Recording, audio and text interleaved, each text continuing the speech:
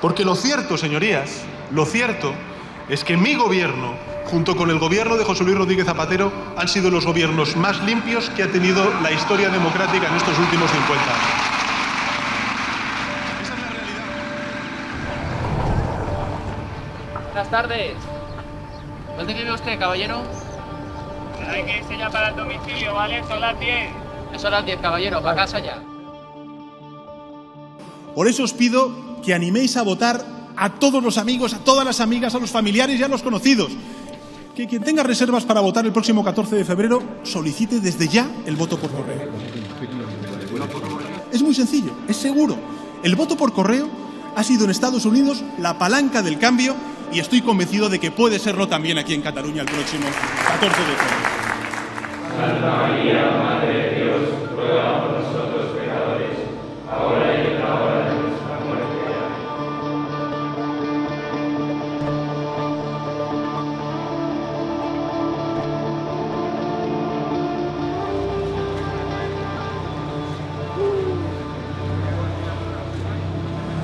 Yo estoy bien, por tanto, yo lo que quiero decir es que estoy bien, que agradezco las muestras de solidaridad.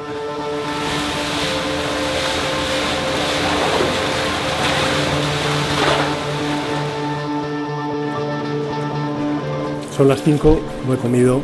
Creo que también es importante. ¡Puigdemont a prisión! ¡Puigdemont a prisión!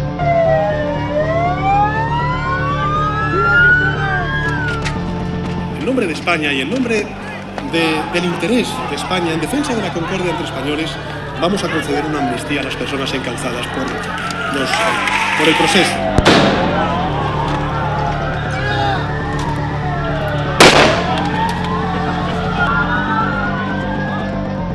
¡Chavales!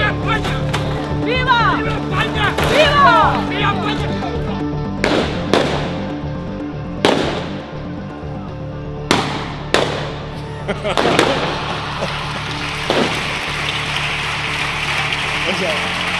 Esta es la mejor.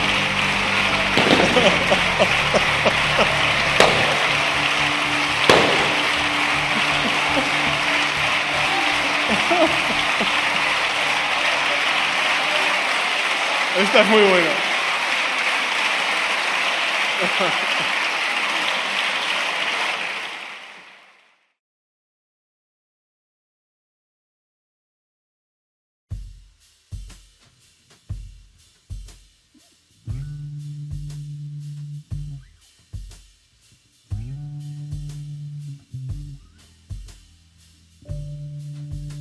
En sus inicios, el guapo.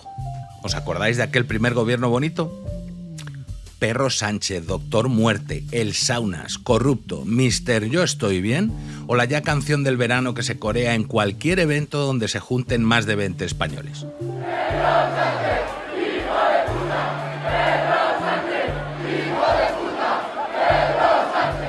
Así es como ha ido evolucionando la imagen pública de nuestro amado líder durante estos 7 años de gobierno socialista. Una etapa marcada por la mentira, o los cambios de opinión, como le gusta decir a él, donde se han traspasado absolutamente todas las líneas rojas que, por mera supervivencia, se autoimponía un régimen que hoy languidece. Un tipo que apareció de la nada y que se ha convertido en el hombre más poderoso que ha conocido España en los últimos, como poco, 50 años. Defíneme a Sánchez en 3 palabras.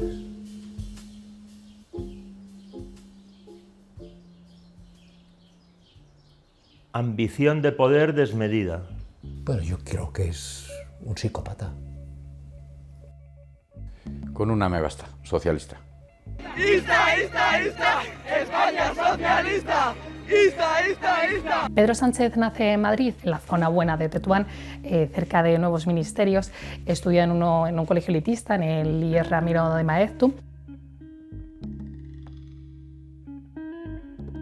Siendo prácticamente adolescente se une a las Juventudes Socialistas, allí conoce a Óscar López y a Antonio Hernando y empiezan a hacer los chicos de los recados del entonces secretario de organización de Pepe Blanco.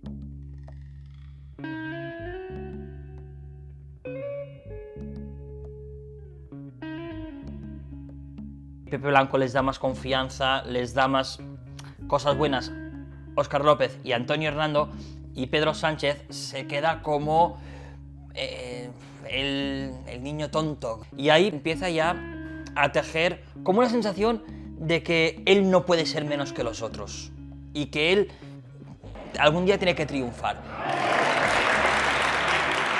Yo le conozco cuando no era nadie. Yo entonces era director general de Veo Televisión, la televisión de unidad editorial del periódico El Mundo, y me costaba muchísimo que vinieran a nuestras tertulias gente del Partido Socialista. Y una persona me dijo, hay un tipo que ha sido concejal en el Ayuntamiento de Madrid, que es un tío que estoy seguro de que si le llamas está loco por salir en una televisión, aunque sea una televisión pequeña y tal. Luego le dieron un cargo de consejero en Caja Madrid, que ahí tuvo también sus más y sus menos, porque ahí trincaba todo el mundo sin pegar un palo al agua. Y ahí conoce a Begoña y le dice, algún día yo seré presidente del gobierno. Alguien que con 20 y tantos años te dice, algún día seré presidente del gobierno, y que no te lo dice en broma, ya te demuestra su capacidad de ambición.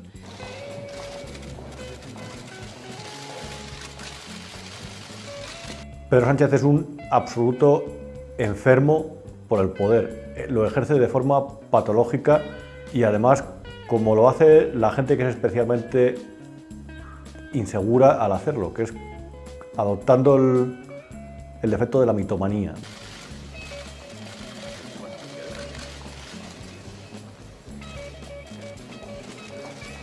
Hubiera prosperado en el PQS, en el Partido Comunista de la Unión Soviética, y hubiera prosperado en el Partido Demócrata de Estados Unidos, y hubiera prosperado en el peronismo argentino, y hubiera preparado en el BAS de Saddam Hussein.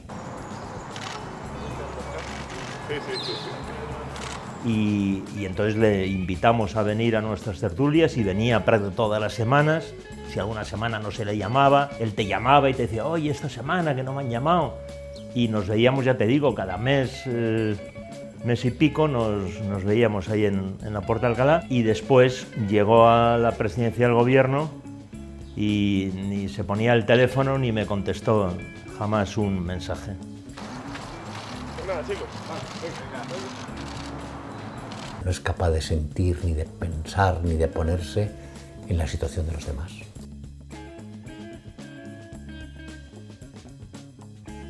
Y yo creo que esa es su gran baza, y resiste, le dan igual las críticas, le dan igual las presiones. Este tipo, que podría ser perfectamente el director de un burdel o de un negocio de saunas, es el presidente del gobierno que va a condicionar la vida de todos nuestros hijos.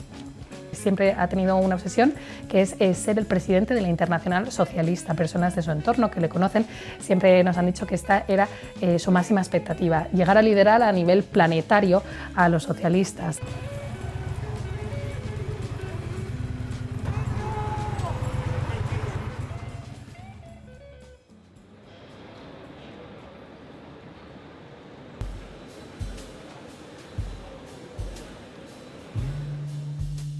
Alguien que aterrice hoy en el aeropuerto Madrid-Barajas, Adolfo Suárez, Samantha Hudson, La Pasionaria, y no tenga ni idea de lo que ha pasado en España en los últimos 7 años, te podría decir, pero hombre, ¿cómo va a ser así un presidente de gobierno? ¿Cómo puede alguien hacerlo todo mal durante 7 años? Esto es que le queréis mal y le habéis cogido envidia porque es guapo, inteligente y tiene mucho dinero. Porque algo bien habrá hecho, ¿no? Bueno, preguntemos. Pedro Sánchez.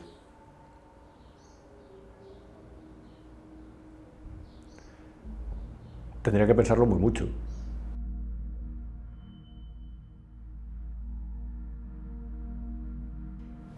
Cambiar el colchón de la Moncloa.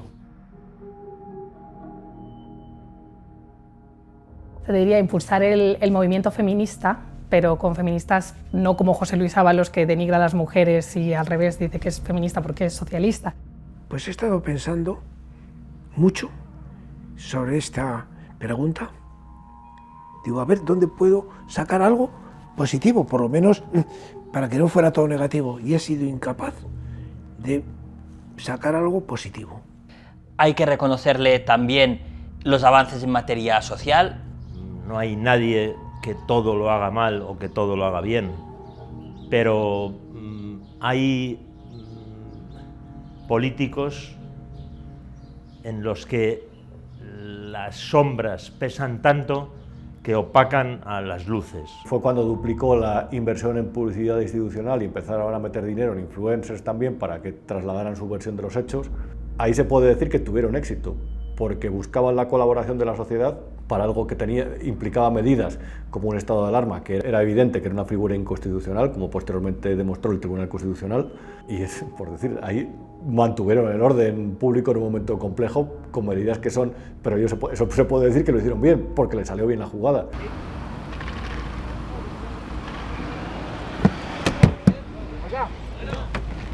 ¿A dónde va, señor? Caballero, ¿dónde va? Le estamos haciendo indicaciones para que pare ahí, no continúe, siga las indicaciones de los agentes.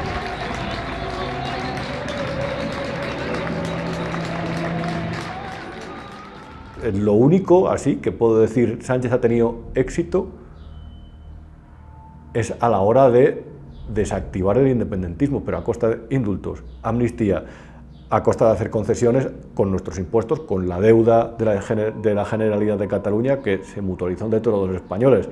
Puestos a buscar algo bueno, es que es verdad que las calles no están incendiadas ahí, pero claro, si tú das al otro todo lo que te pide y asumes la dialéctica del conflicto, que es un conflicto falso, haces la pantomima del famoso mediador salvadoreño que está hablando entre las partes, claro, por supuesto tienes éxito, pero porque has hecho una auténtica capitulación. Protegir els drets dels catalans a poder votar. Avui ja hem guanyat. Avui hem guanyat. Avui hem vençut. Bueno, lo único que ha hecho realmente bien, en mi opinión, lo único que ha hecho realmente bien es aguantar el manual de resistencia, aguantar en el poder. Y eso ha demostrado, desde el punto de vista del análisis político, de lo que quedará en la historia, pues ha puesto una pica en Flandes. Señorías, comparezco, como saben, ante esta Cámara para dar cuenta del caso de corrupción que parece involucrar a los dos últimos secretarios de organización de mi organización, del Partido Socialista. Después de reflexionar y de escuchar a mucha gente, comprendí que tirar la toalla no es nunca una opción. Por eso, señorías, quiero decirle a los ciudadanos y a sus señorías que no voy a tirar la toalla y que vamos a continuar. Complicado encontrar algo que haya hecho bien.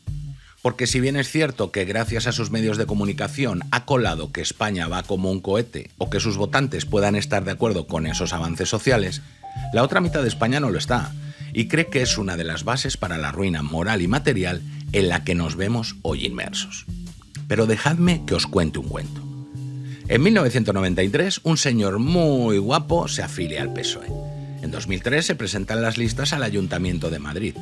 No sale elegido, pero entra posteriormente en sustitución de Elena Arnedo. Se casa con Begoña, hija de Sabiniano, en 2006. En 2008 se presenta como número 21 en las listas al Congreso de los Diputados. El Partido Socialista consigue 15, vuelve a no ser elegido y vuelve a entrar al año siguiente en sustitución de Pedro Solbes.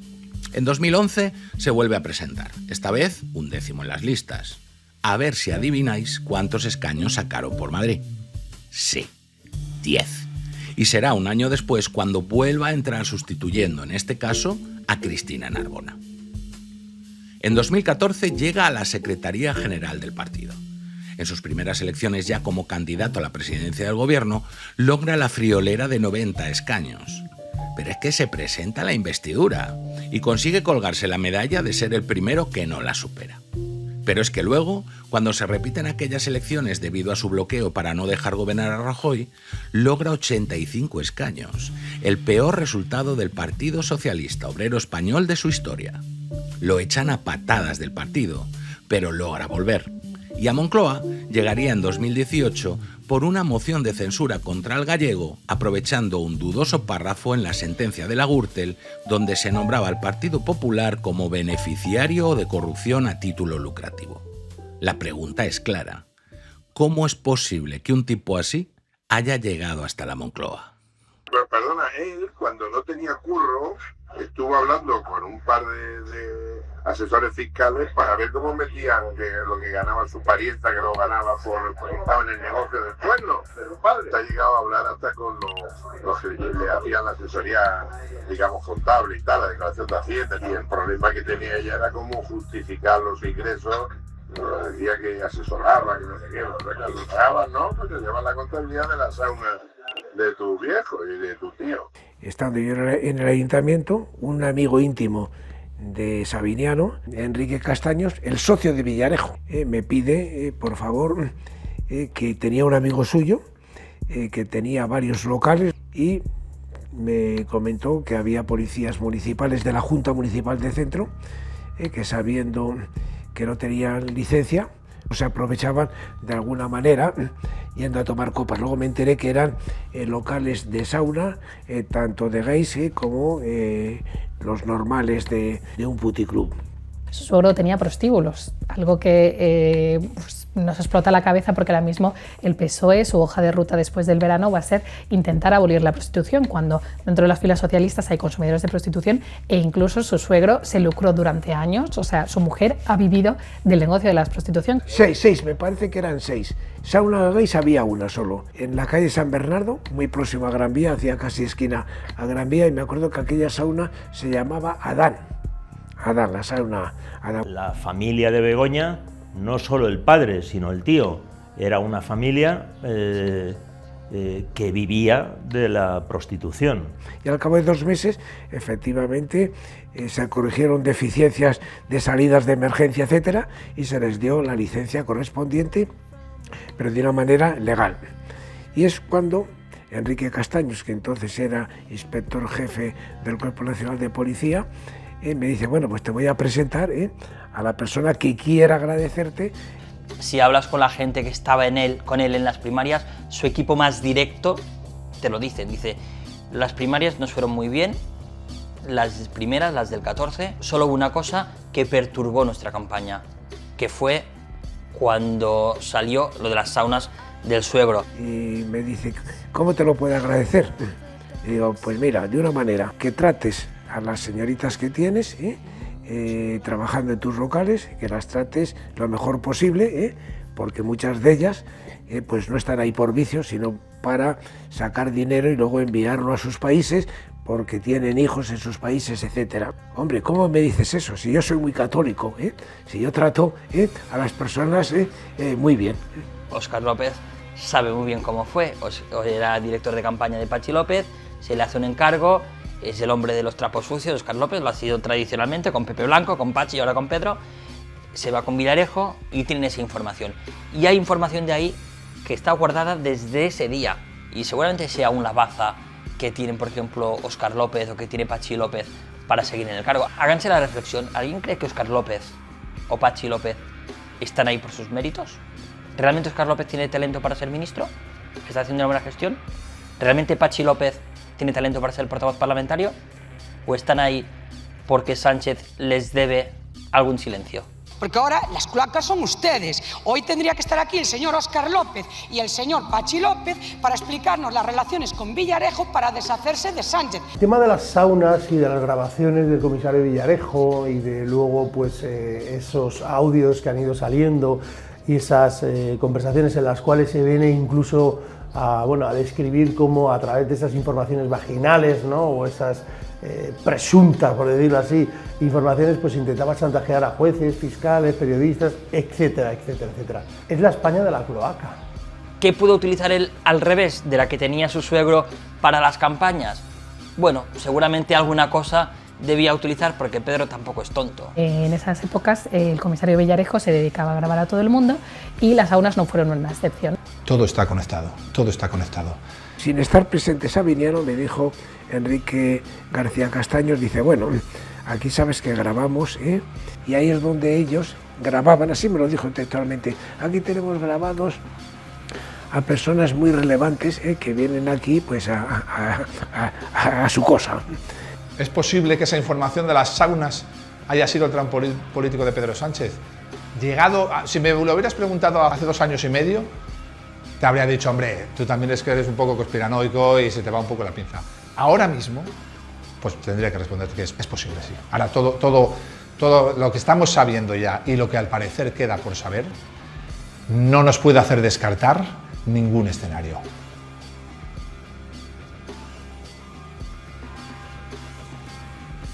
Claro, es que la Fiscalía te está pidiendo 9 años de prisión.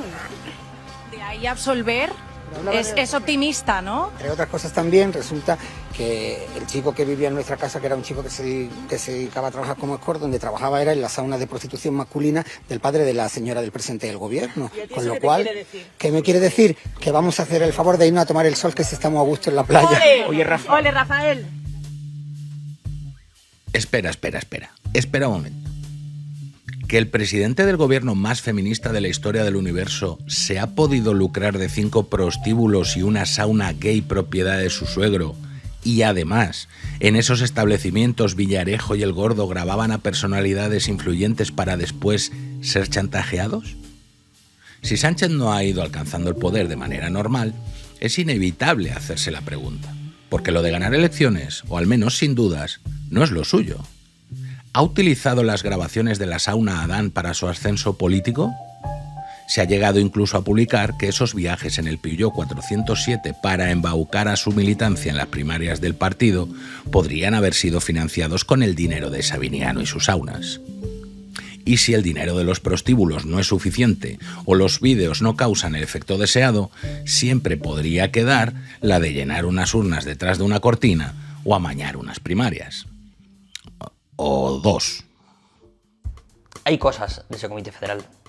Esto lo sabía todo el mundo, pero o sea, no era un rumor porque eso, claro, lo cuentan testigos presenciales. Pues creo que estas 2 horas que he pasado en Ferraz, como digo, en el hall, porque no me han dejado acceder a otras dependencias, pues me demuestran que efectivamente es más necesario que nunca un informe de la Comisión de Ética y Garantía del PSOE. Yo lo que sé es que hay incluso hasta vídeos de lo que allí ocurrió. Y hay una de las personas que está ahora mismo investigada por el Tribunal Supremo, una de las personas que más poder ha tenido el Partido Socialista, que tiene un pendrive con vídeos en el que se manipulan los votos dentro de las cortinas. Entonces, eso algún día puede salir. El partido estuvo a punto de romperse, mientras las voces, pues, como de Alfredo Pérez Rubalcaba, que es un referente dentro de las filas socialistas, pedían pues, que se desbloqueara el país. Cuando gran parte de la ejecutiva rompe con él se crece. Y es verdad que Pedro Sánchez, una de las cosas buenas que tiene, es que se crece ante las adversidades. La razón o las razones de mi renuncia son bien conocidas. Básicamente, y sintetizando, estoy en profundo desacuerdo con facilitar el gobierno de Mariano Rajoy. Y volvió, gracias al Peugeot 407, a esa ruta absolutamente torrentil. Se alía de 3 grandes personas que ahora mismo están imputadas en los tribunales y confía totalmente en 2 personas de Navarra, que son Santos Cerdán, un electricista, y Koldo García, un portero de Puticlub. No eran personas que destacasen por su brillantez ni por su carrera, no, eran machacas que a él le servían. Hay mucha gente que a Koldo dice, bueno, Koldo era el tonto de la película. Dice, bueno, no tan tonto, era el machaca, pero Koldo, engañar a un portero de Puticlub no es fácil. Y Koldo empezó a grabar porque sabía con quién se estaba jugando los cuartos. Se une a esa rutita también José Luis Ábalos, un profesor de Instituto de Secundaria de Valencia, y los 4 recorren toda España en busca de avales, en busca de apoyos para Pedro Sánchez. Koldo llega incluso a custodiar los avales de Pedro Sánchez en su casa. O sea, el nivel de confianza que ellos tenían. Una vecina le ofreció ducharse porque no se duchaba, porque no se separaba de las cajas con los avales. A ver, a veces también nos hacemos la imagen, ¿no?, de Koldo, Ábalos, Cerdaniel en el Peugeot y no. Es decir, seguramente quien más veces se subió al Peugeot es un desconocido, que es Paco Salazar, que fue el director de estrategia de Moncloa, luego lo llevó al hipódromo de Madrid con un sueldazo, lo volvió a rescatar en Moncloa. Salazar es una pieza muy importante para la victoria de Pedro Sánchez en Andalucía. Recordemos que si en Andalucía Pedro Sánchez no sería secretario general. Ahora hemos conocido también que amañó hasta las primarias. De hecho, Koldo le dijo a Santos Cerdán que tenían que introducir 2 votos para amañar estas primarias y que fuera el presidente en detrimento de su contrincante de Madina. Madina se ha quedado callado y no dice nada. Y yo recuerdo aquella tarde en Ferraz que la compañera Estefanía Molina, que entonces estaba en el Nacional, dio la exclusiva de que Sánchez había ganado las primarias y nos quedamos así diciendo se ha tomado 2 whiskies aquí delante nuestro aunque no la hayamos visto y se ha tirado a la piscina. Y no, y Pedro Sánchez ganó las primarias y nos quedamos todos con unos ojos como platos diciendo ¿y esto cómo ha podido pasar?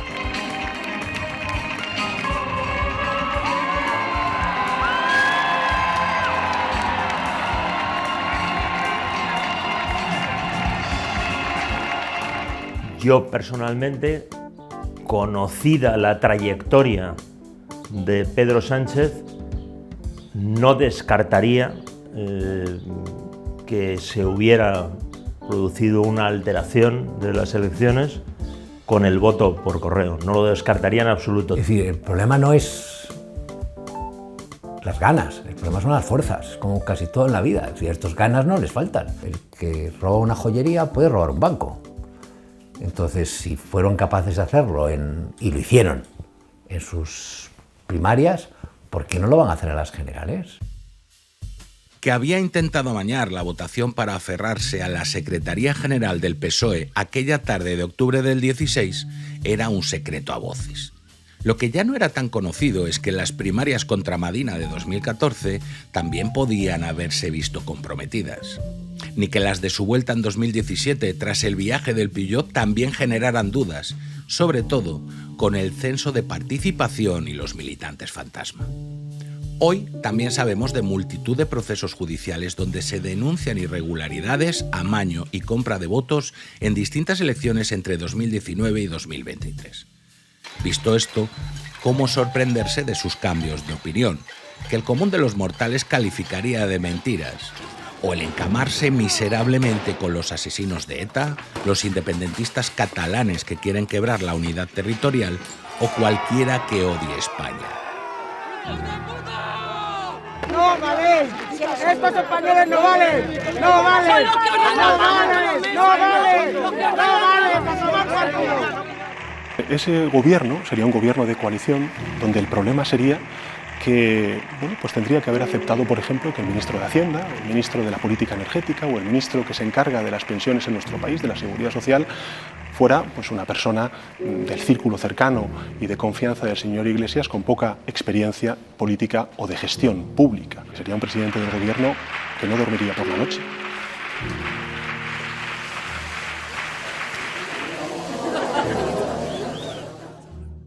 Hasta las elecciones del 28 de abril, yo creo. Ahí es cuando hace un poco el cambio de chip y cuando cambia por completo, le ha gustado eso del poder y ya renuncia a todo a cambio de estar en el poder. La primera renuncia es el pacto con Podemos. No voy a dormir si tengo a Podemos en el gobierno. Bueno, pues lo tuvo y dormía bien, porque se le había descansado. Merche Izpurúa, hoy portavoz parlamentaria de H. Bildu, fue antes periodista, profesión de la que fue apartada durante un año por una condena por enaltecimiento del terrorismo. Si quieres lo digo 5 veces o 20 durante la entrevista.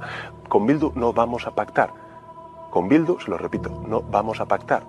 Él, con este discurso de que viene la extrema derecha y un gobierno progresista, pacta con los herederos de ETA y con un interlocutor que era un especialista en secuestrar a la gente, como Arnaldo Otegi, y que por las tardes obligaba a los secuestrados les daba un revólver y a que jugaran a la ruleta rusa. Él decide convertir a Arnaldo Otegi en un hombre de paz.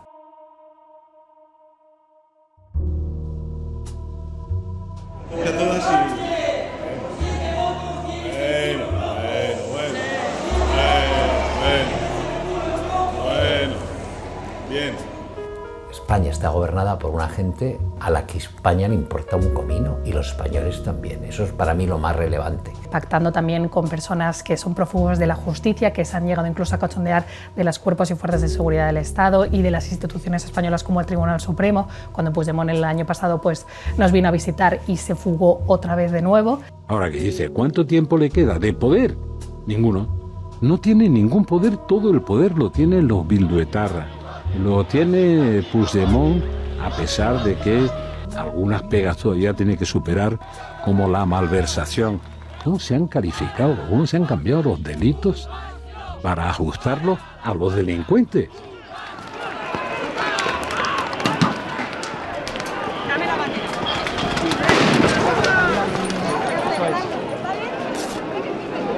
¿Dónde tiene la brecha? Es cierto lo llamativo de tener a Jessica en los medios explicando que Ábalos era su sugar daddy, o a Claudia contando que le obligaron a enseñar las tetas dentro del partido para conservar el puesto donde le habían enchufado para cobrar sin trabajar. Putas, farlopa y robar a paladas llenan páginas de periódico y horas de televisión. Es lógico, porque eso vende. Pero la corrupción verdaderamente grave va mucho más allá. La amnistía a los golpistas catalanes con las siempre presentes cesiones, el gobernar con aquel que decías que no dormirías tranquilo, o la infamia de meter a los herederos de ETA en las instituciones a decidir el futuro de todos los españoles. Eso también es corrupción, porque para lograr mantenerte en el poder sin el apoyo de tus ciudadanos traducido en votos, debes contentar a todos tus socios parlamentarios. Y para ello necesitas asaltar todas las instituciones del Estado. Pues él, una vez dentro, lo que ha hecho es poner la maquinaria a su completo servicio, como han hecho muchos dictadores en otros países a lo largo de la historia. El Pleno del Congreso de los Diputados ha elegido a los siguientes miembros del Consejo de Administración de la Corporación RTV. Don Miquel Calçada i Olivella. Prometo exercir fidelment el meu càrrec de conseller de Ràdio i Televisió Espanyola amb respecte a l'ordenament jurídic vigent. A l'ordenament jurídic vigent en cada moment. Gràcies. Doña María Teresa Martín del Caz.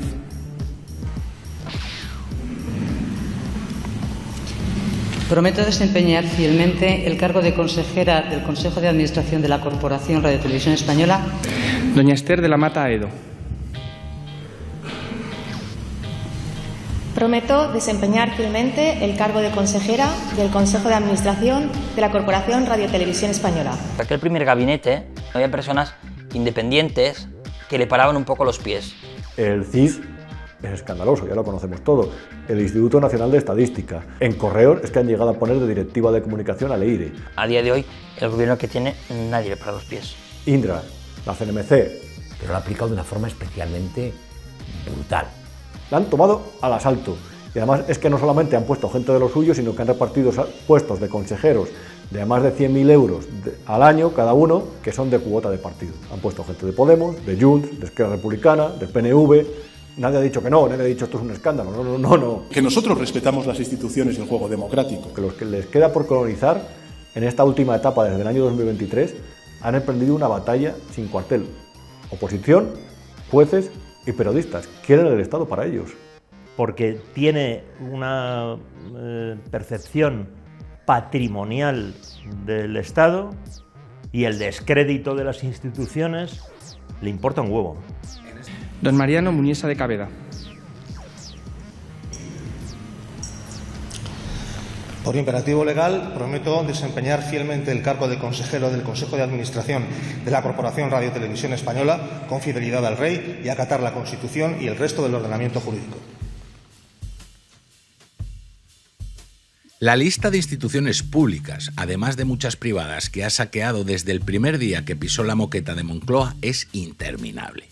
El Consejo de Estado, el Tribunal de Cuentas, la Mesa del Congreso, Comisión Nacional de los Mercados y la Competencia, Renfe, Paradores, Instituto Cervantes, Correos, Patrimonio Nacional, Red Eléctrica de España, Indra, Hispasat, Navantia, el CIS, la SEPI, el CSIC, el Banco de España, Traxa, Agencia F, Radio Televisión Española...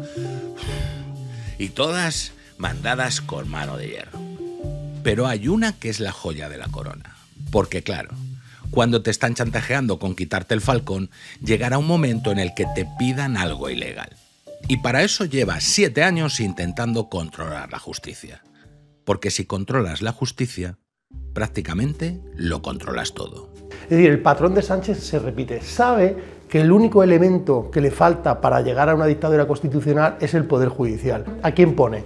A Dolores Delgado. Como de ministra de Justicia pasa a ser fiscal general del Estado. ¿Y por qué la sitúa en la Fiscalía General del Estado? Porque necesita el control absoluto de las decisiones jerárquicas de la Fiscalía.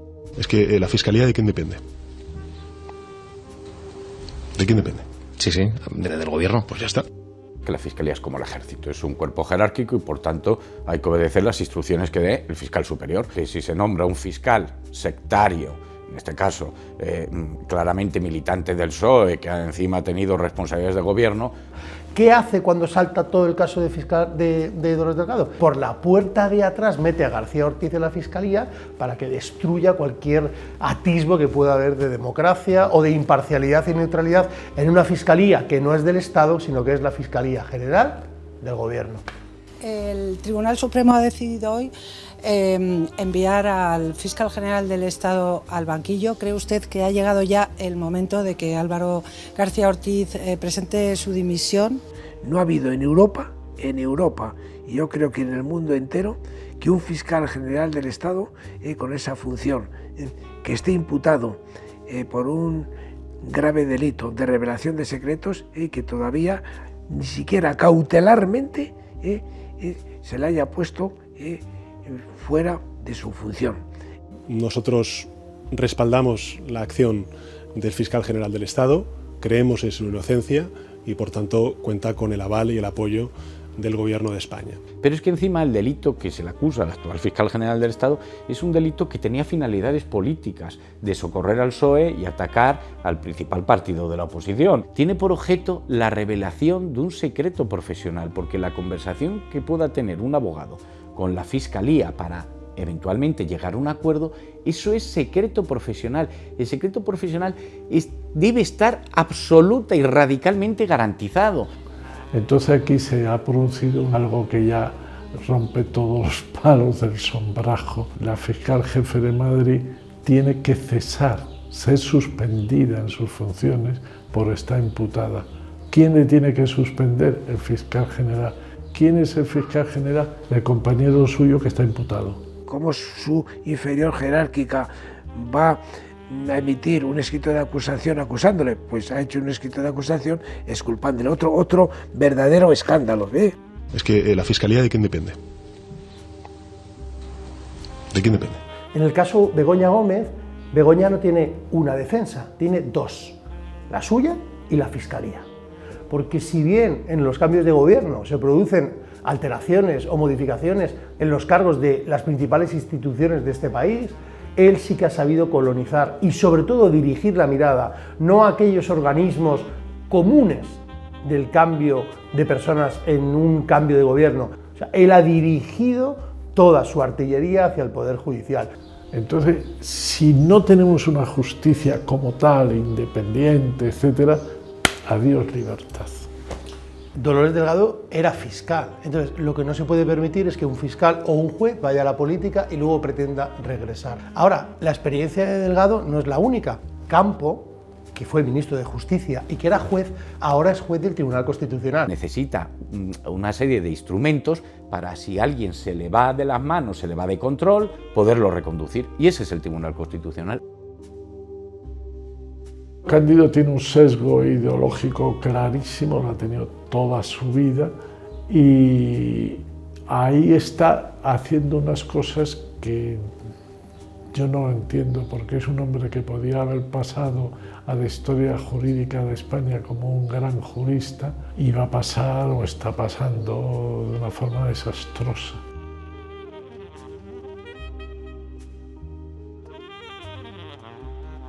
Si no existiera un Tribunal Constitucional socialista, no podría tener lugar la ley de amnistía. Es verdad que una persona que se arrepiente eficazmente de un delito muy grave, normalmente no va a pedir que se le indulte. ¿Por qué? porque si de verdad se arrepiente de lo que ha hecho, comprende que debe pagar de alguna manera. Claro, aquí se está indultando a gente que ni hay propósito de enmienda, ni hay arrepentimiento, ni hay devolución de lo que se han llevado, ni hay colaboración con la justicia. Aquí no hay nada de eso. Aquí simplemente es un regalo porque tú eres de los míos o porque no eres de los míos, pero me interesa el voto de los tuyos. Le da el visto bueno Pedro Sánchez para llevarla al Congreso de los Diputados. Ahí se produce la segunda barbaridad. Sánchez Pérez Castejón Pedro. Sí. Montero Cuadrado María Jesús. Que los diputados de Junts y de Esquerra Republicana no podían votar por conflicto de intereses y porque eran los propios beneficiarios. Votaron y precisamente por esos votos de los diputados de Esquerra y de Junts salió la ley de amnistía. Propera parada, referéndum. Se levanta la sesión y muchísimas gracias a todo el mundo.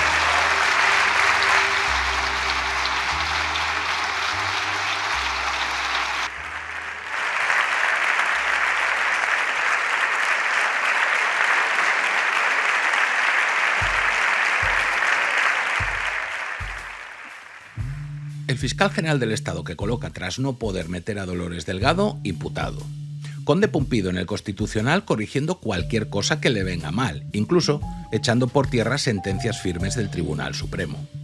La Junta Electoral Central, Indra y Correos para quién sabe si echar mano de un puñadito de votos que le falten en un momento de dificultad. Pero no lo tiene todo. Un puñado de valientes de la sociedad civil representados en las acusaciones populares, la UCO y algunos jueces haciendo su trabajo, están poniendo en jaque su plan maestro. Y eso no lo pueden consentir. El PSOE puede tener un plan muy bien trazado, y un plan de conquista que puede llegar a esclavizar y hacer lacayos a todos. Pero ¿qué es lo que ocurre? Que a veces surgen elementos, el factor humano. Un hombre, un valiente, un grupo de valientes. Bien, y esto es lo que está ocurriendo actualmente con dos elementos claves. La UCO, que ha mantenido un gran rigor a la hora de hacer sus análisis, sus estudios, sus investigaciones, y por otro lado están las acusaciones populares. Los principales casos de corrupción en España han sido denunciados por acusaciones populares. ¿Qué es lo que tenemos que hacer, según Sánchez? Eliminar las acusaciones populares. Ley Bolaños. Lo que hago es que yo les dejo denunciar, pero no les dejo en la instrucción. Y que la instrucción la lleven a cabo simple y llanamente los fiscales, con lo cual ya no va a ser el juez. Entonces, si el fiscal no quiere instruir, no se puede montar causa judicial.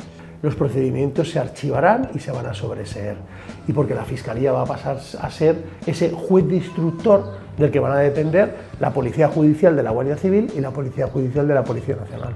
Pero otro punto, por si se les escapa algo, pues introducen un cuarto turno dentro de la judicatura con unas pruebas objetivas muy poco objetivas, porque son pruebas subjetivas. Que se va a generar una escuela política judicial, porque va a ser una escuela política judicial, para meter a todos esos jueces que ellos decidan o fiscales que tienen que estar dentro de la carrera. Ya estaría. Que verdaderamente nos convertiríamos en un país totalmente alejado de un sistema democrático. Pero la democracia hoy la sostienen 3 o 4 periodistas, la UCO y un puñado de jueces. Si acaban con eso, olvidaros de democracia. Estaremos no cerca de Venezuela, como se suele decir, estaremos en Venezuela.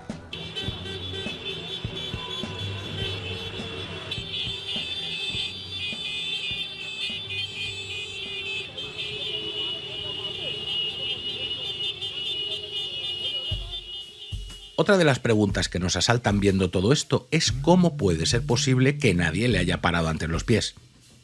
Parte básica de esa fiscalización del poder la debe asumir la prensa.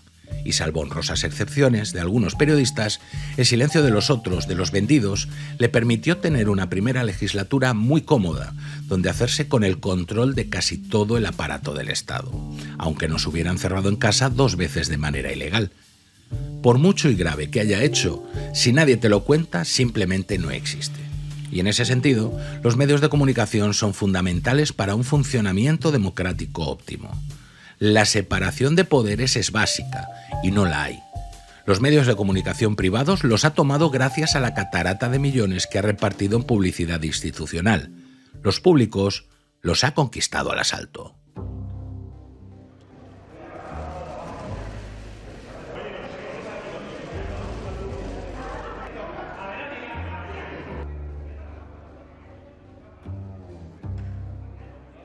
Vamos a empezar con un enfoque original. Mientras Pablo Iglesias tenía un programa en la televisión, Hispan Televisión, financiada de Irán como órgano de propaganda en el exterior, hablaba de despolitizar Radio Televisión Española. Es que suena coña, pero es que es así. Intentaron formar un consejo de administración provisional, con gente tan despolitizada como Cristina Fallarás, Ana Pardo de Vera, perfiles de ese típico, apolíticos, ya sabemos. Reclutaron a Rosa María Mateo, que no se enteraba de nada, ella mismo lo dijo, yo estaba en el jardín jugando con mis nietos y me dijeron, oye, ¿quieres venir aquí? Y dije, vale. Se elaboró un plan para prever la posibilidad de que una o varias de las sedes de Radio Televisión Española afrontasen un episodio de contagio importante. Porque la llamaban para 3 meses, se pasó 3 años y ellos tomaron el control. No hay precedente, y eso que todos los gobiernos, todos sin excepción, han controlado la radiotelevisión pública, pero la obscenidad de este gobierno es insuperable. Han hecho con la televisión pública lo que ellos querían, que era colocar a sus creadores de opinión para adoctrinar a la gente, y no es justo lo que se está haciendo con la televisión pública, que es de todos y que pagamos todos, silenciando a los verdaderos profesionales, no dejándoles hablar, amordazándoles y metiéndoles a personas del entretenimiento que lo único que hacen es hacer un retroceso en los medios de comunicación y bajar el nivel intelectual de los espectadores, que en realidad es la población de este país. ¿Qué significa, según su etimología griega, la palabra dinosaurio? Reptil gigante. No es correcto. Eso, lo que no llega al público a través de información, llega a través del entretenimiento. No te dejan tranquilo ni cuando tú te crees que te están hablando de otra cosa. El periodismo en su conjunto está en un momento de profunda crisis, sobre todo económica. ¿Qué es lo que ocurre? Para pagar la nómina en el país necesitan que el gobierno les ponga la manguera.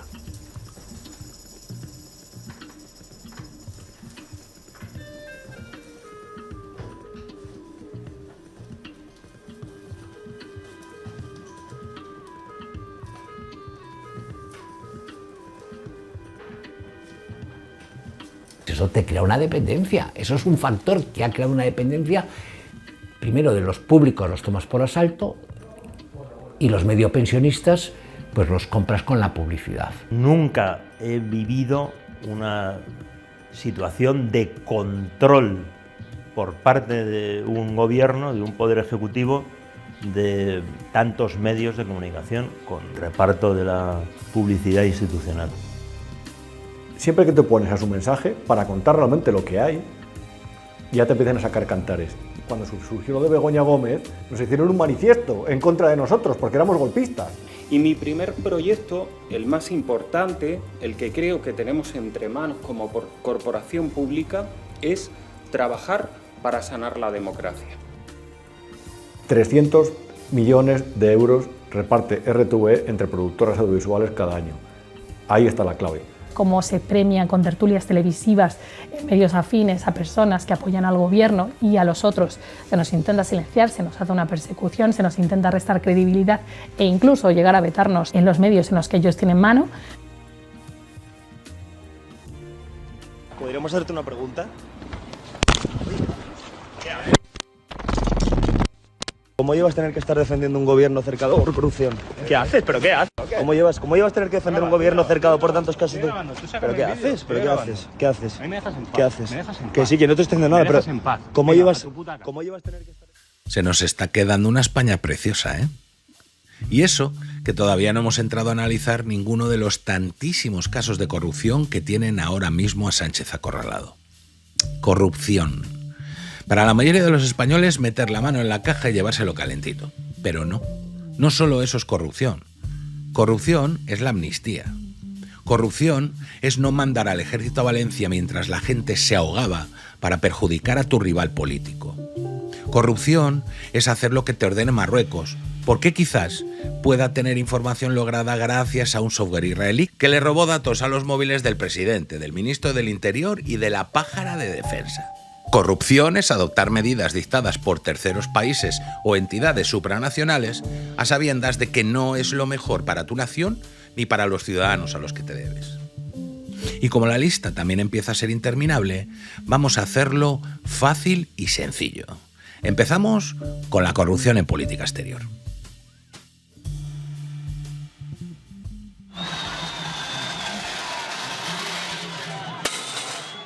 Es que sabéis que hoy termina la Vuelta a España. Nuestra vuelta. La Vuelta Ciclista a España. Y vaya por delante nuestro reconocimiento y respeto absoluto a los deportistas. España hoy brilla como ejemplo y como orgullo. Ejemplo ante una comunidad internacional donde ve cómo España da un paso al frente. Así que vivan los derechos humanos y viva el pueblo español. Digámoslo con orgullo y con ejemplo, que es lo que somos ante el mundo.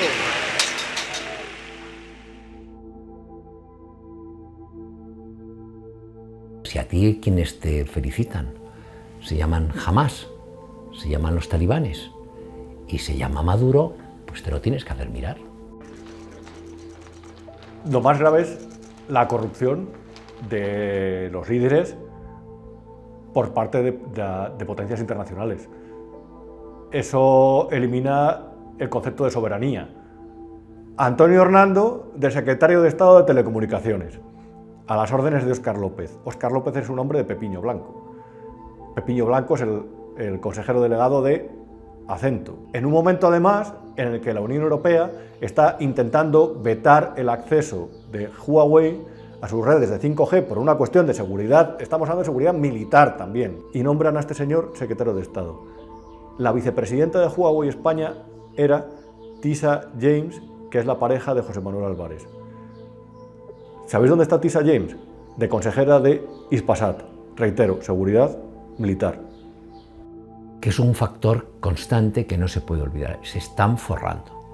Y ahí se están forrando los actuales y los que gobernaron en tiempo de Zapatero. Desde el año 2015, el Departamento de Seguridad de Moncloa recomienda que todos los transportes y la movilidad de quien ostenta la presidencia del gobierno se hagan por medios aéreos. Entonces los viajes a Dominicana no son ajenos a que Caracas está a 40 minutos de Santo Domingo en avión. Es la isla, el paraíso fiscal, donde hay todavía secreto bancario, donde es muy complicado investigar sin órdenes judiciales, porque es una incógnita todos los vuelos del Falcon que han llegado hasta allí, todas las escalas que han hecho dirigentes del Partido Socialista, como José Luis Rodríguez Zapatero. Cuando yo llego a República Dominicana, lo que me encuentro ahí, aparte de encontrarme a todos los condenados del caso Malaya que están haciendo inversiones ahí después de haber salido de la cárcel y tal, pues yo ahí también lo que me encuentro es a José Bono, a concejales, a diputados del Partido Socialista, a Felipe González, a gente que le han dado la nacionalidad, los gobiernos de ahí, dirigentes españoles. Eso a mí me consta que José Luis Ábalos quería jubilarse en República Dominicana. La fortuna que ha acumulado alguien como Pepe Blanco, como Pepiño Blanco, la que está acumulando alguien como Zapatero o la que tiene Bono, solo es explicable por el sistema este de comisiones, de mordidas en mercados exteriores. Es decir, y dentro de los suministradores de dinero ha sido clave el sanguinario, el torturador, el dictatorial régimen chavista. En cuanto firmen con la petrolera de uno, ¿vale? La mitad es tuyo, al mes. Firman un contrato para suministrar, ¿vale? Un petrolero, ¿vale? Todos los meses llevando bruto, ¿vale? Yo entiendo que el tema de las putas es muy divertido para el lector que quiere entretenerse, pero aquí lo relevante es lo que se desliza de cuestiones como que Koldo le diga a Ábalos que hay una petrolera venezolana que está dispuesta a pagar $500,000 de euros en comisiones. Lo grave es PDVSA, lo grave es que hace el Grupo de Puebla, como se ha ido introduciendo poco a poco en España. Eso lo que requiere es un debilitamiento de las instituciones, adaptar la legislación nacional a los intereses de Puebla para que aquí se puedan hacer sus negocios de una forma bastante fluida. Y los negocios son con petróleo a cambio de comisiones, con el narcotráfico y con el comercio de metales preciosos. ¿Cuándo tuvo conocimiento de la llegada de la señora Delcy Rodríguez al aeropuerto de Barajas y a través de quién la tuvo? Yo no tuve conocimiento de la llegada de la señora Delcy al aeropuerto Adolfo Suárez Madrid-Barajas. ¿Por qué no se ha hecho un informe del servicio de aduana del equipaje que llevaban los pasajeros de ese avión? O si se ha hecho algo, ¿sabe usted si se ha hecho algún informe al respecto? Lo desconozco porque AENA, como gestor aeroportuario, no tiene ningún tipo de competencia en cuanto al control de fronteras ni al control de aduanas. ¿Quién lo tiene? El control de fronteras y el control de aduanas es competencia del Ministerio del Interior, en el caso del control de fronteras a través de la Policía Nacional y en el caso de las aduanas a través de la Guardia Civil. Esa es la clave, y a partir de ahí ellos tejen un sistema de influencias políticas basada en un falso populismo que realmente permea en sociedades que están muy deprimidas económicamente. En la España de 2008 permeó que te cagas. Cuando la vicepresidenta de Maduro, Delcy Rodríguez, aterriza en su avión privado en la terminal del aeropuerto Adolfo Suárez Madrid-Barajas, alguien despierta en el gobierno de España, llama a José Luis Ábalos y le dice: esta señora tiene sanciones, esta señora no puede pisar territorio español. Ábalos ya había organizado esto, Aldama estaba presionando y Aldama se va a buscarle en su coche, en un Q7, a Ábalos y a Koldo, y se plantan en la terminal ejecutiva de Barajas, que Fernando Lázaro publicó las fotos de esta señora pisando suelo español cuando no podía, cuando nos íbamos a meter en un problema de política exterior con la Unión Europea, que es a quien nos debemos y no nos debemos a Venezuela. Y la llevaron a una sala de la terminal ejecutiva, con la connivencia de guardias civiles, de policías que trabajaban ahí, de policías que han sido premiados.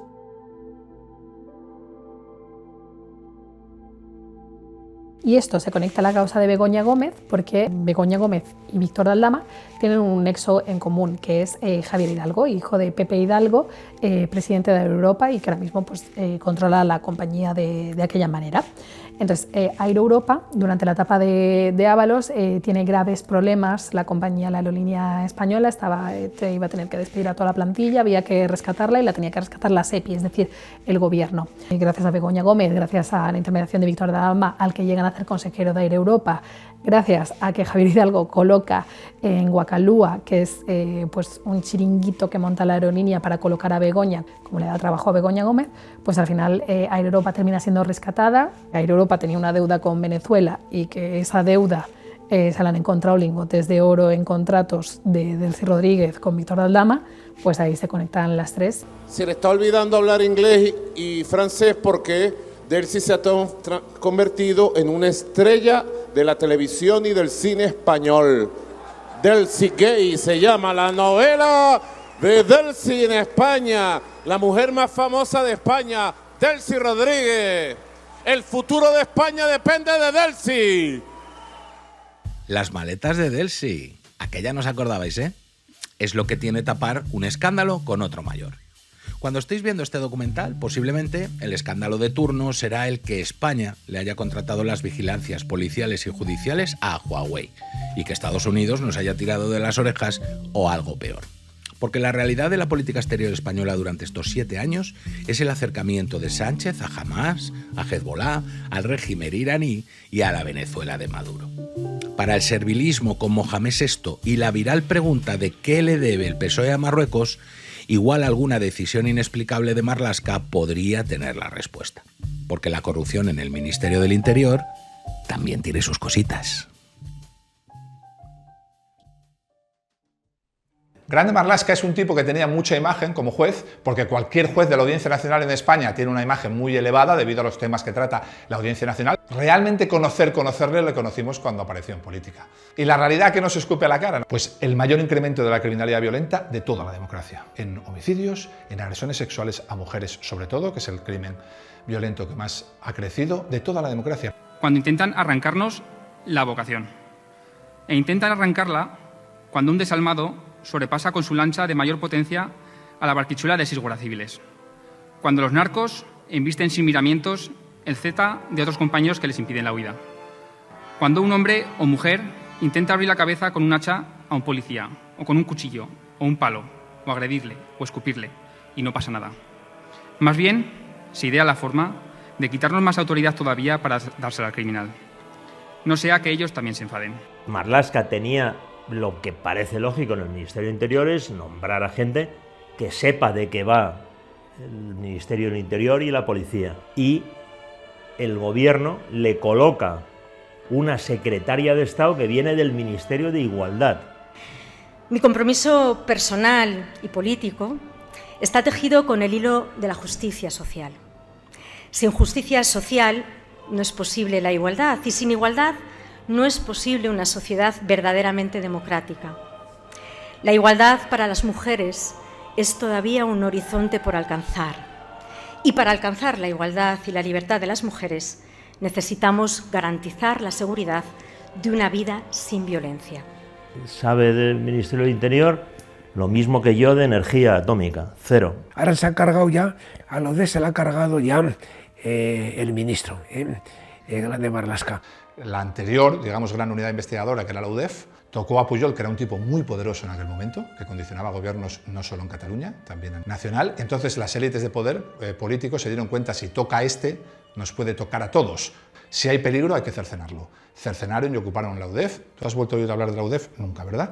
Bueno. Tenemos un país que parece gobernado por la CUP, o gobernado por Podemos, o incluso por algún partido más a la izquierda de Podemos. La Policía Nacional y la Guardia Civil a día de hoy en Cataluña son anecdóticas. Es decir, no se respetan a las fuerzas y cuerpos de seguridad del Estado.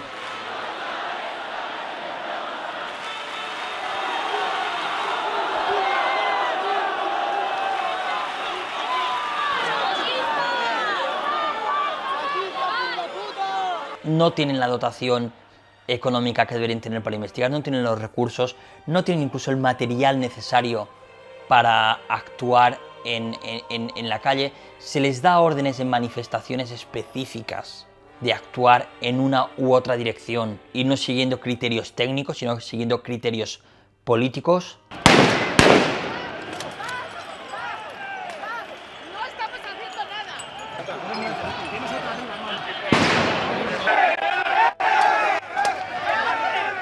¡Pegáis mujeres!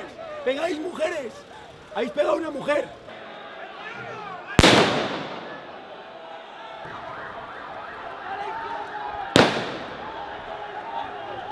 ¿Por qué se desmantela Oconsur?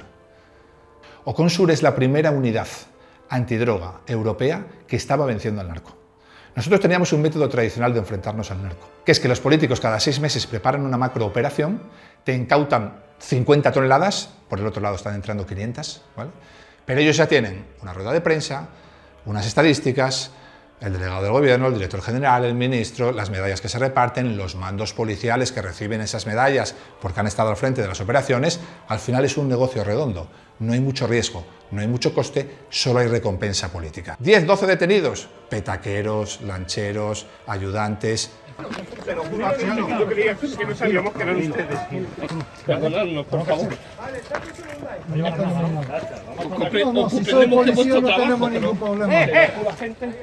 Los verdaderos narcos, en sus apartamentos de París y en sus chalets de Miami, se reían de nosotros. Y aparece Oconsur. Dicen, no, esto no se hace así. Aquí hay que ir por los delitos conexos, hay que ir por donde acaba el dinero, hay que seguir el rastro de la capacidad económica de esta gente y hay que llegar a la cabeza de la hidra. Esto nos va a llevar años, pero vamos a poder conseguirlo. Empezaba a tener resultados.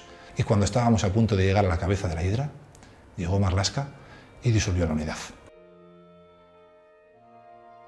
Cómo se cargó Oconsur con un problema tan formidable como es el problema del narco en la línea y Algeciras y alrededores. Es una decisión insólita, pero es que todo es insólito en relación con esta gente. Porque es evidente que lo hace a conciencia, pero sabe el coste en imagen que supone para él. Entonces, para revertir ese coste, Marlaska se va a Cádiz y nos vende el cuarto plan contra el narco. Da una rueda de prensa, dice que estamos ganando la batalla, dice que tenemos medios materiales suficientes y personal humano suficiente. Al día siguiente de esto, aparecen narcos haciendo trompos en el puerto de Barbate. Era reírse del ministro, no se podía consentir, evidentemente. Y entonces es cuando empieza esta cadena de decisiones, que siempre nace en el nivel político, que acaba en un coronel, en un general que llama a los funcionarios, compañeros que están en el propio puerto, y les dice aquello de salid ahí y haced lo que podáis, a tipos que habían jurado servir hasta morir. Con esa mierda, por lo que tienen, claro, lo que tienen aquí. ¿Qué tienen? No tienen otra cosa. O sea, que le vale, que le vale, que le vale. Hostia. Si te matan a 2 guardias civiles, te los hacen picadillo en Barbate, tú esperas una reacción, primero, mucho más honorable de la Guardia Civil. Ahí no ha asumido responsabilidad ninguna. La única que tuvo huevos en toda esa historia fue la viuda de uno de los asesinados, la única. Más ella que todo el cuerpo junto. Miren aquí con el cachondeo, de talancha de mentira. ¡A la Piolín! ¡A la Piolín! Mira, lo comió. Se estaban riendo de ellos. Se estaban creando oleaje con sus motores alrededor suyo para reírse de ellos. Pues si no teníamos capacidad de abordar, disuadir o detener, ¿qué hicimos ahí dentro? Allí salimos a proteger el discurso del ministro. Salimos a proteger el discurso político del día anterior. Eso fue lo único que salimos a hacer allí.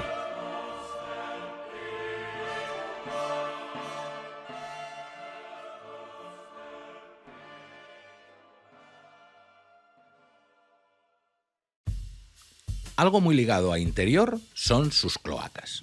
Y en esta función hizo su aparición estelar no hace tanto Leire Díez. Otra que se os había olvidado seguro, pero a nosotros no. Una señora a la que ponen en correos y que ya fue señalada como posible amañadora de elecciones. Pero es que además, Leire se dedicaba, según sus propias palabras, a buscar información de los jueces y los responsables de la UCO que estaban instruyendo las causas contra Begoña y el hermanísimo, para así poder desacreditarlos, extorsionarlos o algo peor. Pero espérate, porque hay más. Leire entregó en Ferraz un pendrive que, repito, según ella misma, contenía los vídeos grabados en la sauna Adán del suegro de Pedro Sánchez. ¿Dónde acabará ese pendrive? A saber. Leire, también imputada. ¿Empezamos ya, queréis? Empezamos ya, todos.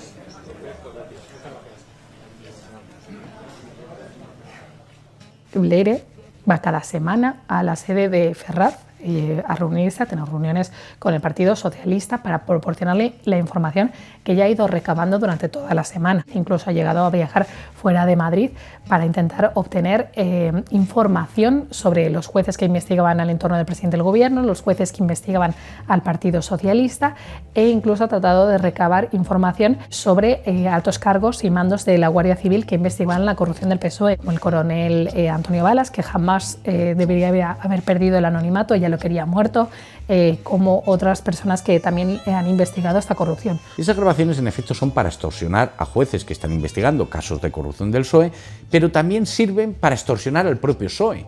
¿Por qué? Sin entrar a dar nombres y detalles, pero hay algún empresario que tiene causas abiertas en la Audiencia Nacional, entonces hay sospechas de que tuviera grabaciones incriminatorias del PSOE y lo que podría querer es que el PSOE logre parar esas causas. Bien, y a cambio él no hace públicas esas grabaciones. Pero Sánchez siempre se ha jactado después de que el PP había llegado al poder a través de las cloacas, a través de las grabaciones del comisario Villarejo, de que existía una policía patriótica. Eso también es un discurso que asumió mucho Podemos, que difundía bulos sobre ellos. Con el Partido Popular vivimos unas cloacas que eran igual de horrorosas, igual de insoportables, pero que eran de una cuestión interna. Ahora se están utilizando los resortes del Estado para ir contra la oposición. Son cosas completamente distintas. Y no solo contra la oposición, porque también se ha ido contra los socios. Es decir, ahora estamos viendo prácticas más similares a las de países como Venezuela o Rusia que a las de un país democrático. Y con eso no estoy acusando a nadie, es un hecho. Ese tipo de fontaneros te pueden destrozar un país, te lo minan por dentro.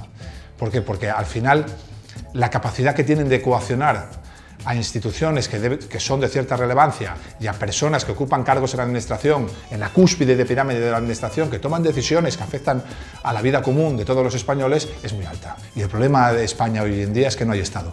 No existe el Estado, solo hay gobierno.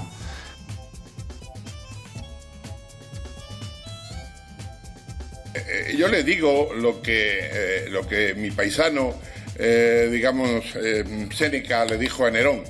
El poder que tienen sobre mí es el miedo que yo les tenga. Yo no les tengo miedo. Villarejo no es la excepción, Villarejo es la punta de lanza del modelo. No hay un Villarejo. Villarejo se ha hecho famoso por lo que se ha hecho famoso. Hay muchos Villarejos. Este tipo de operaciones de fontanería, que los americanos llaman Black Ops, se han hecho toda la vida y por todos los gobiernos. Pero los americanos, cuando hacen Black Ops, ponen a gente de nivel. Este gobierno ha puesto una Charo a hacer esas Black Ops. Ni me van a intimidar, ni voy a renunciar a mis convicciones.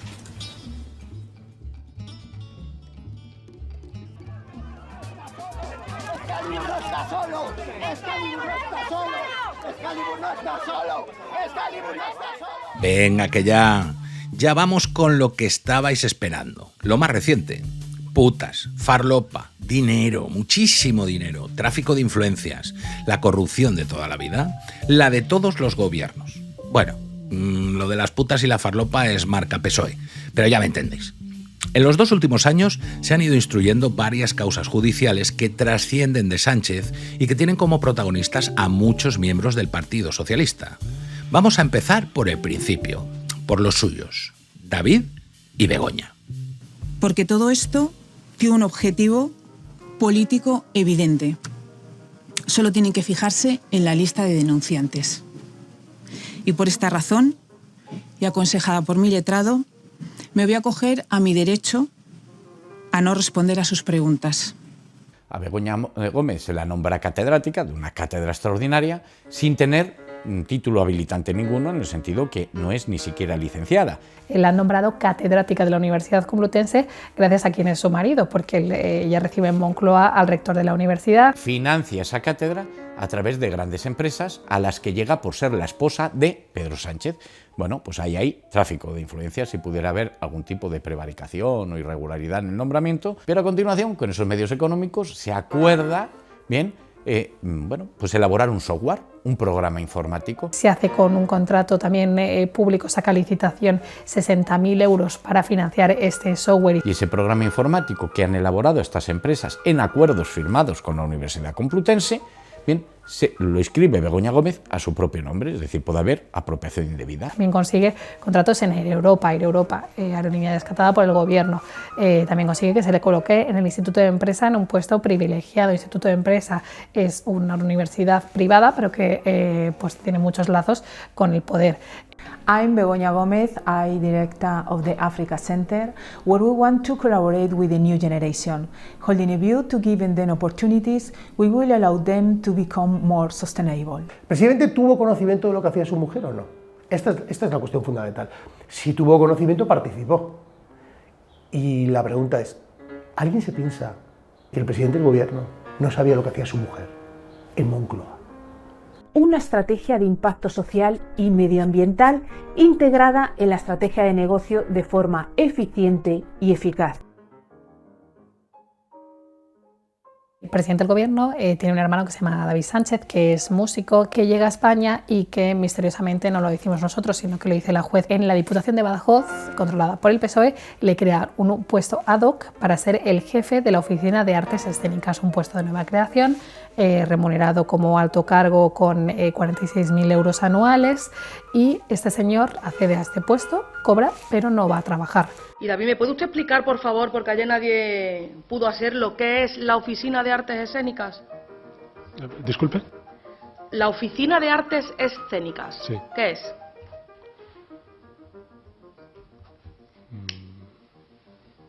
Ni tiene despacho, ni tiene ordenador. La gente, sus compañeros no le ven. Él dice que hace trabajo telemático, sin embargo muchas veces está fuera de España, incluso reside en el Bas, reside en Portugal, un pueblo que está a 15 minutos de Badajoz. Bueno, pero más allá aún, pues tiene un amigo, que ese amigo es asesor en la Moncloa y decide que él quiere llevarse a su amigo a Badajoz, y como quiere llevarse a su amigo a Badajoz, se organiza también un procedimiento para adjudicarle una plaza, y este es Luis María Carrero Pérez. Esta investigación también ha derivado en la imputación del expresidente de la Diputación, de Gallardo. Este señor está intentando burlar a la justicia. Lo que hace cuando le propone la juez para ir a juicio es aforarse, es meterse dentro del partido, obligando a otros diputados a renunciar a su acta para él protegerse judicialmente. Por cierto, Vamos a regenerar también la vida política de este país. ¿Sabéis que vamos a aprobar el próximo viernes en el Consejo de Ministros? Vamos a aprobar la reforma constitucional para acabar con los aforamientos.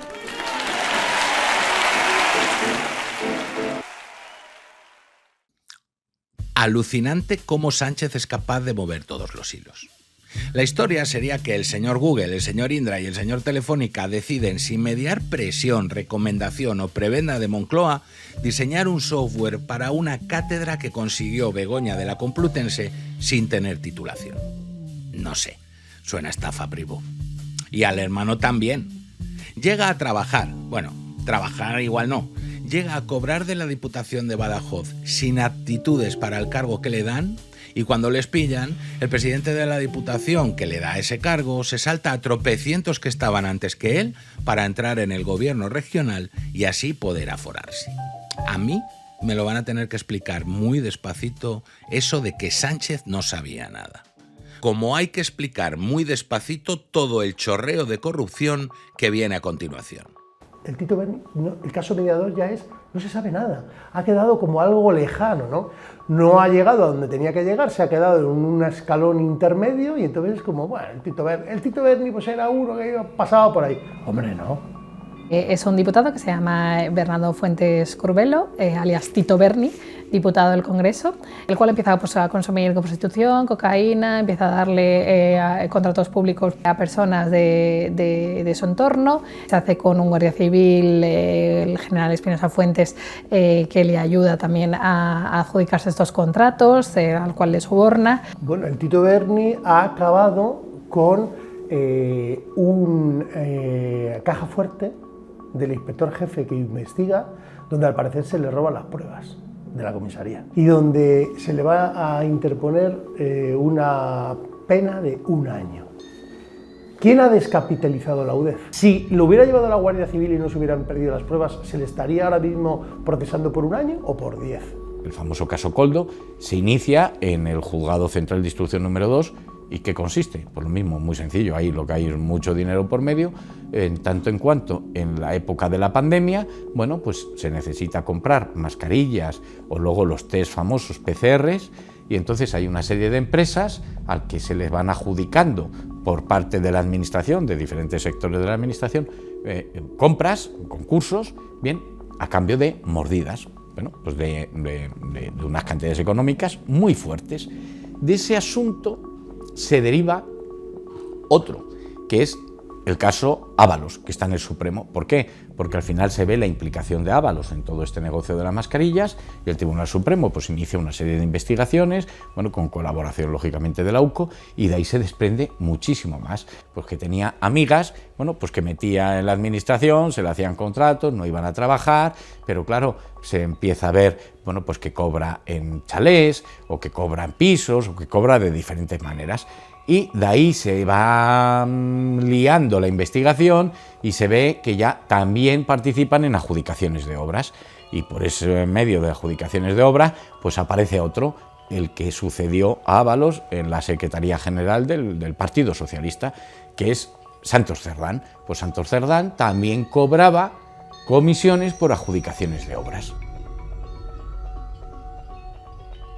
Hoy voy a hablar de Super Santos Cerdán. Es una persona que me ha acompañado desde siempre, tiene toda mi confianza y es uno de mis más estrechos colaboradores. Los secretarios generales provinciales, los secretarios generales y tal, con el único que pueden hablar para poder decirle algo a Pedro es Santos. Es verdad que hace lo que le manda Pedro, punto. Muchas gracias. Aldama.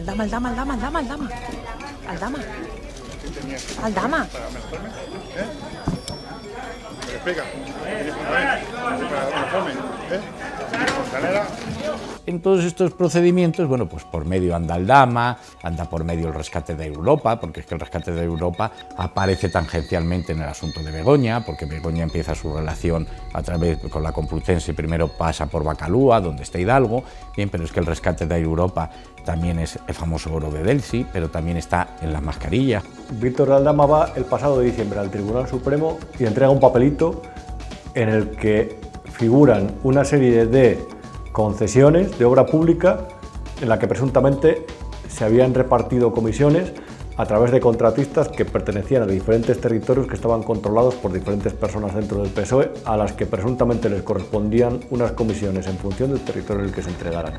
Víctor Aldama se coló hasta la última oficina del Ministerio de Transporte.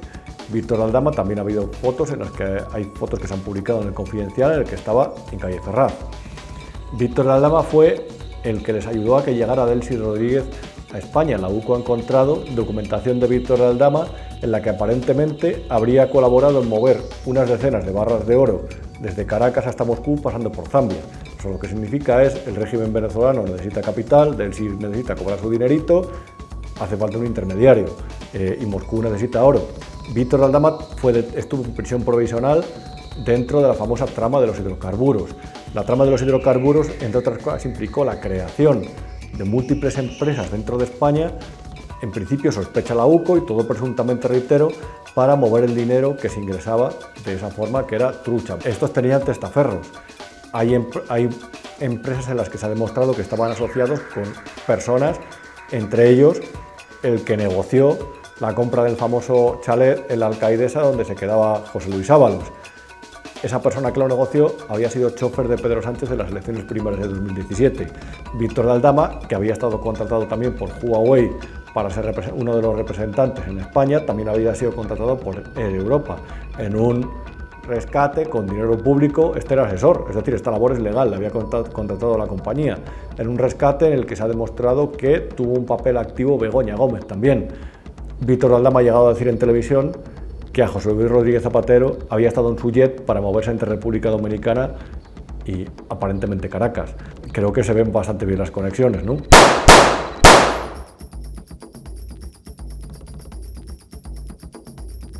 Caso de hidrocarburos, que está en el juzgado central número 5, hay acto huir, además, son varias las acusaciones populares, llevamos la defensa de todas las acusaciones populares. ¿Qué es lo que sucede ahí? Otro tanto de lo mismo, anda mucho dinero por medio. ¿Por qué mucho dinero por medio? Porque la venta de hidrocarburos da muchos beneficios al no ingresar el IVA. Pero claro, los hidrocarburos inician porque consiguen una licencia de los ministerios de turno y esa licencia, pues hay serias sospechas de que se ha conseguido por amiguismo político, por pago de comisiones, pero es que en ese procedimiento, tanto en ese de hidrocarburos como en el caso Coldo, también aparece por ahí tangencialmente que hay una señora, Pano, que lleva dinero en efectivo a Ferraz. Luego ahí puede haber financiación ilegal, bien, del PSOE, o hay sospechas. Esas sospechas se afirman aún más o reafirman en el Tribunal Supremo, la causa Ábalos, que ya ha dejado de ser la causa Ábalos para ser la causa PSOE.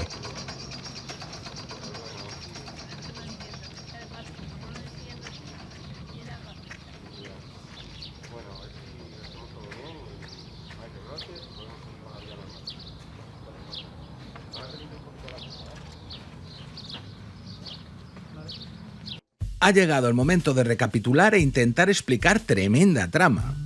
Todo, por supuesto, presuntamente, que en esta casa somos muy de la presunción de inocencia. Un tipo que sale de la nada y que no tiene ningún mérito significativo, se casa con una muchacha cuya familia vive de prostíbulos y saunas gays. Saunas en las que Villarejo y el Gordo grababan a personajes influyentes para extorsionarlos. Con este currículum logra tocar moqueta 3 veces por sustitución de un cargo electo y llega a la Secretaría General del Partido Socialista tras unas primarias que arrojan dudas sobre su limpieza.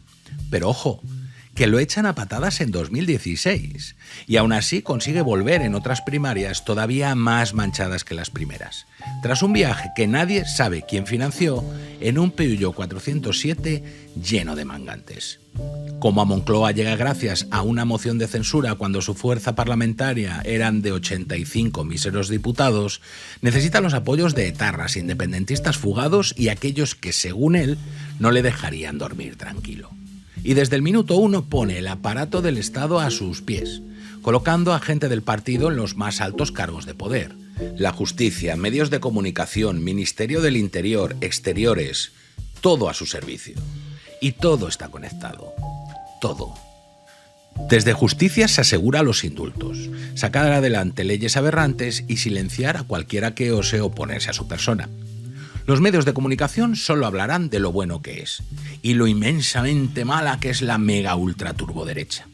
Desde Interior podrá reprimir cualquier protesta y, sobre todo, controlar a la policía, que debería investigar ciertos delitos que puedan tener como protagonista a él, a los suyos o a sus socios, tanto españoles como extranjeros.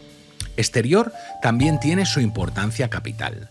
China y Huawei, Marruecos o la posición entre Irán e Israel no son nada comparado con lo que nos llega de Venezuela de la mano de José Luis Rodríguez Zapatero. Pero es que también habría una relación entre Delcy Rodríguez, las maletas y el rescate de Air Europa, por la posible intermediación de Begoña con su muy amigo Javier Hidalgo. Todo esto lo cuenta Víctor de Aldama, que verdaderamente es el perejil de todas las salsas y que también nos está empezando a contar el caso Hidrocarburos, una de las mayores tramas de corrupción de la historia de Europa. Y a donde no llega el aparato del Estado, aparecen los tentáculos de las cloacas. Leire Díez se encargaba de buscar información para hundir a los jueces y guardias civiles de la UCO que le estaban haciendo la puñeta, entregando, según ella, un pendrive a Cerdán con las grabaciones de las saunas para que fuese puesto en conocimiento de Fiscalía, que también controla él.